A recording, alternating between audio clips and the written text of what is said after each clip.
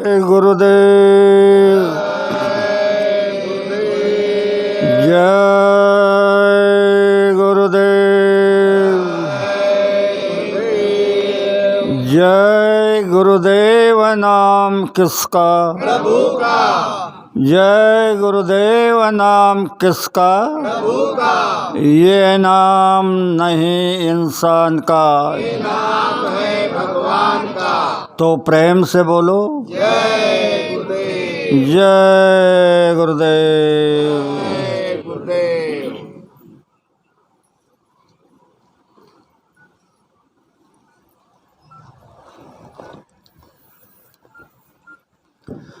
सबसे पहले योग परिवर्तक परम संत बाबा जय गुरुदेव जी महाराज, इनके चरणों में शतकोटि प्रणाम करता हूँ। साथ ही साथ जिसने यह त्रिलोकी रचना बनाई उस ईश्वर को प्रणाम, उसके दृश्य अदृश्य शक्तियों को प्रणाम, और यहाँ पर उपस्थित भारत के विभिन्न प्रांतों से आए हुए सत्संग प्रेमी भाई और बहनें, अगल बगल के क्षेत्र से आए हुए सत्संग प्रेमी भाई और बहनें, और इस गांव के सभी सज्जन भाई और बहनें, सबको प्यार भरा जय गुरुदेव। प्रेमियों, साधना दिन का यह तीसरा दिन है। कल मैं आपको पिंड के विषय में चर्चा कर रहा था। पिंड में कई प्रकार की गड़बड़ी है। कल मैंने आपको चक्र का भेदन बताया। यह चक्र जब तक सीधे काम करते हैं तब तक प्रकृति में कोई गड़बड़ी नहीं, और किसी भी चक्र में गड़बड़ी हो गई, वह सीधी तरह काम नहीं कर रहा है, मानो गुदा चक्र काम नहीं कर रहा है, तो टट्टी हो जाएगी, पता नहीं लगेगा। उसी तरह इंद्रिय चक्र काम नहीं करता है तो पेशाब हो जाएगी, पता नहीं चलेगा। इसलिए इन चक्रों के ऊपर वह जो जीवात्मा आपके शरीर में बैठी है उसके प्रकाश से यह चलती है, और उस जीवात्मा की खुराक, यह तुम्हारे शरीर के जो खुराक है यह अन्न है, और जीवात्मा की जो खुराक है वह आप जो कर रहे हैं यह साधना है। साधना से जीवात्मा को बल मिलता है, और जब जीवात्मा को बल मिलता है तो उसका प्रकाश पूरे शरीर में काम करता है उचित तरह। और तुम्हारे इस पिंड में जो 6 चक्र है, उन चक्र के ऊपर के चक्रों की छाया पड़ती है, और इसमें न्यास है, बीज है और मातृका है। 52 मातृका का पसारा है। अर्ध मातृका गुदा स्थान पर है, वह अर्ध मातृका मुख्य है। और हम सभी लोग इसी पिंड में विचर रहे हैं। ऊपर का हमको पता नहीं, पिंड का भी पता नहीं। महात्मा 4 प्रकार के होते हैं। एक होते हैं तत्वदर्शी, दूसरे होते हैं आत्मदर्शी, तीसरे होते हैं ब्रह्मदर्शी, और चौथे होते हैं त्रिकालदर्शी। तो हमारे मालिक त्रिकालदर्शी है। पीछे क्या हुआ, आगे क्या होगा, यह धरती की स्थापना कैसे हुई और इसका विनाश कैसे होगा, यह पूरी तरह जानते हैं, इसलिए वो आपको आगाह कर रहे हैं कि योग का परिवर्तन हो रहा है। इस परिवर्तन में आप अपने कर्मों को बदल दो, वरना प्रकृति बहुत बुरी तरह सजा देगी। उस सज़ा से आपको कोई वकील बैरिस्टर छुड़वा नहीं पाएगा। इसलिए यह शिक्षा दी जाती है महात्मा के तरफ से कि आप अपने कर्मों को बदल दो। और इशारा दिया गया है कि जागो जागो दुनिया वालों, जागो जागो दुनिया वालों, सतयुग आने वाला है। डम डम भोलेनाथ का डमरू बजने वाला है। भोलेनाथ का डमरू जब बजता है तो कोई मधुर संगीत नहीं सुनाई देता, विनाश लीला होती है। नेत्र तीसरा खुलते ही शिव तांडव रास रचाएंगे। इस वसुंधरा के खंड खंड त्राही त्राही हो जाएंगे। खाली भारत के अमेरिका की बात नहीं, इस धरती के ऊपर जितने भी खंड हैं, कण कण में त्राहिमाम मच जाएगा। खंड खंड त्राही त्राही हो जाएंगे। दावानल के साथ साथ अतिबाद भयंकर आएगी। बड़ी बड़ी महाशक्तियाँ मिट्टी में मिल जाएगी। पत्ते पत्ते झुलस उठेंगे।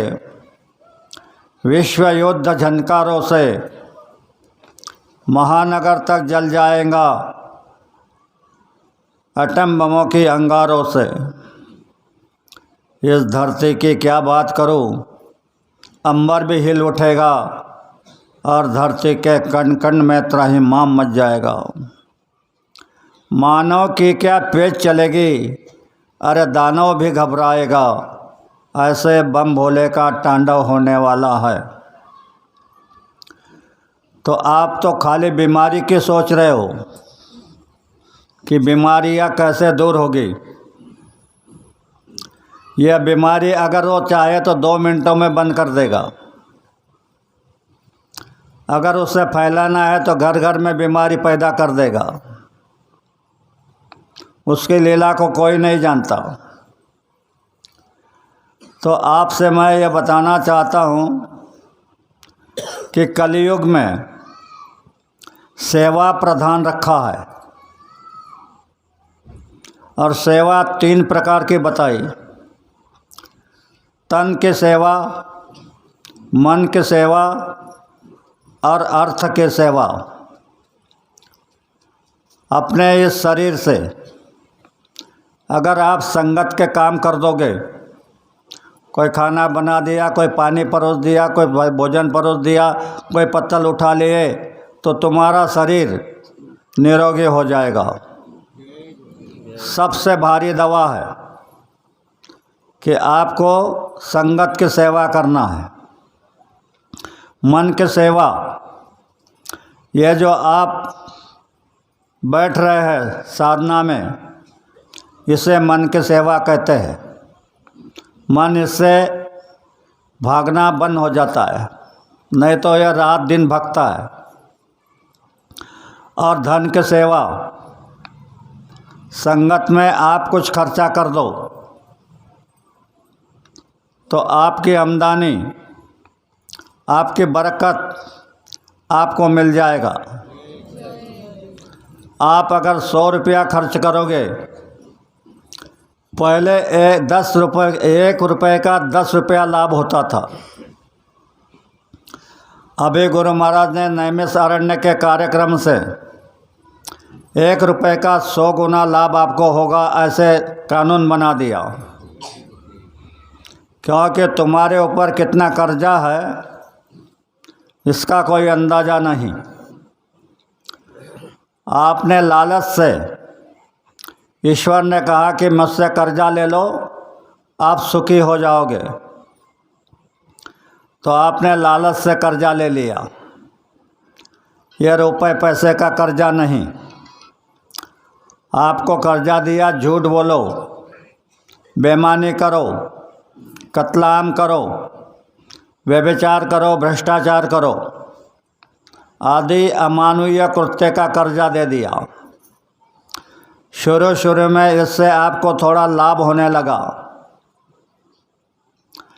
अब इससे नुकसान ही नुकसान है, क्योंकि ईश्वर जानता था कि इनको लेने के लिए एक ना एक दिन वह परमपिता इस धरती पर आएंगे। तो इनको कर्जे से दबा करके रखो। तो इस धरती के जीवों को उसने से कर्जों से दबा करके रखा। और जब यहाँ संत आए, सबसे पहले कबीर जी आए। कबीर जी ने इसमें अपने ईश्वर के धाम में कहा कि हम मृत्यु लोक में संत मत चलाने जा रहे हैं। तो ईश्वर ने कहा, यह तुम्हारा संत मत सद्देश में जाने दो, यह मेरा देश है, यह मेरे कानून है, यह मेरी चलेगी। तो कबीर ने सत्पुरुष का लिफाफा दिखाया, यानी सर्टिफिकेट। सत्पुरुष के सर्टिफिकेट देखते ही काल थर थर कांपने लगा। कहने लगा कि ठीक है, आपको सत्पुरुष का आदेश है तो आप जा सकते हो, पर मेरी बात को सुन लो। नीचे जाकर के आप कोई चमत्कार वमत्कार मत करना, किसी जीवों को पिछले जन्म का याद मत दिलाना, अगले जन्म का दृश्य मत दिखाना। संतों ने इस बातों को मंजूर कर लिया कि हम आपके आदेश का पालन करेंगे। अब जब जाने निकले तो कहा कि रुको रुको, एक बात सुन लो, तुम्हारा एक व्यक्ति संत मत चलाएगा तो मेरे 12 लोग काल मत चलाएंगे। तो आज धरती पर यही गड़बड़ी हो रही है। कोई एक व्यक्ति अगर संत मत की शिक्षा देता है तो तुरंत 12 लोग उसे पोंछ डालते हैं और जीवों को अपने बंदी में रखते हैं। आप तत्वों से बंधे हैं। जब तक ये तत्वों का बंधन नहीं छूटेगा तब तक आप सेवा भी नहीं कर सकते। इसलिए महात्माओं ने अपने पंक्तियों में कहा, सच्चे सेवक बनेंगे हम जब आज़ादी को पाएंगे। आज़ादी यह बाहर की नहीं, जो अंतर में तत्वों के बंधन हैं, उन बंधनों से जब आज़ादी पा जाएंगे तब हम सेवा कर सकते हैं, नहीं तो सेवा नहीं कर सकते। और फिर कहा कि कौन कहता है भारत होगा हैवानों का, गुंडों का, काले बाजार शौकियों का।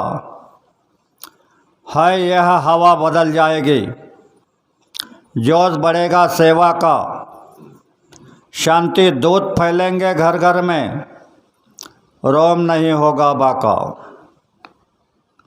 ये जो बातें भूल गए हम फेर दोहराएंगे, घर घर में आबादी देकर रामराज कहलाएंगे।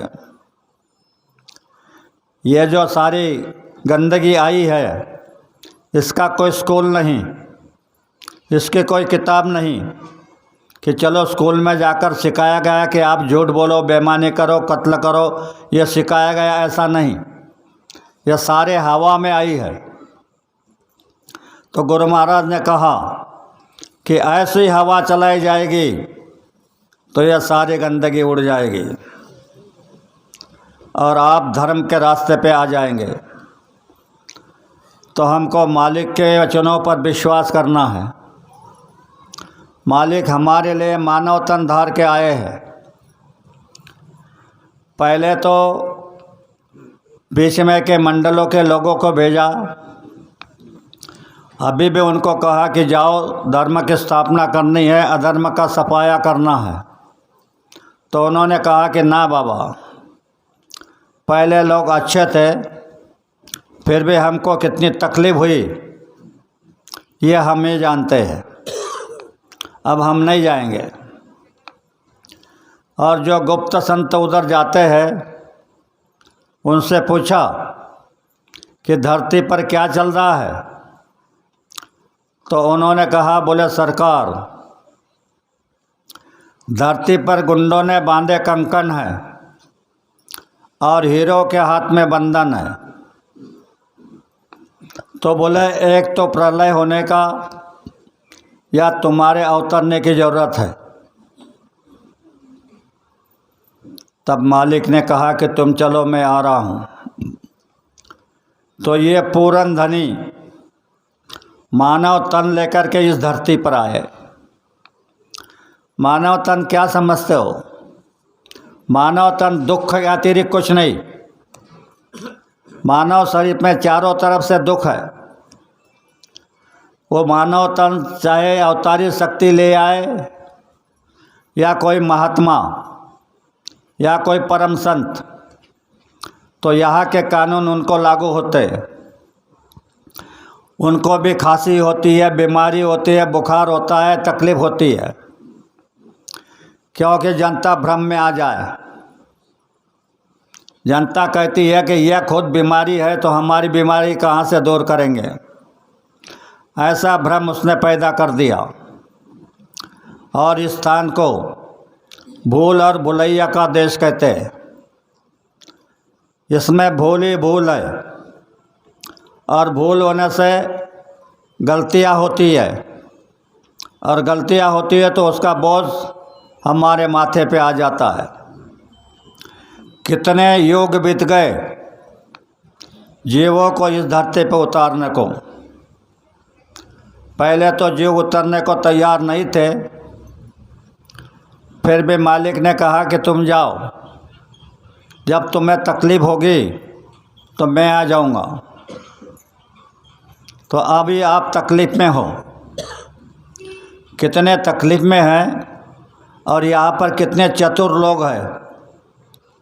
कुछ लोग पूछते हैं कि तुम्हारी बाबा की महिमा गाते हो, उनकी बहुत शक्ति है बताते हो, तो इनके पास में तो कई लोग थे, किसी को भेजना चाहिए था, ये खुद क्यों आए? एक प्रधान को राजा ने यह सवाल पूछा। उन्होंने जवाब दिया, बोले सरकार, आपको बातों से बताया जाए या प्रैक्टिकल? तो राजा ने कहा कि प्रैक्टिकल बता दो। तो बोले मुझे 2 दिन की फुर्सत दो। राजा का मकान के बाहर एक बगीचा था बहुत सुंदर, उसमें एक तालाब था। रोज़ सवेरे राजा वहाँ टहलने को निकलते थे। इसने क्या किया, सिपाही ने, राजा का एक लड़का था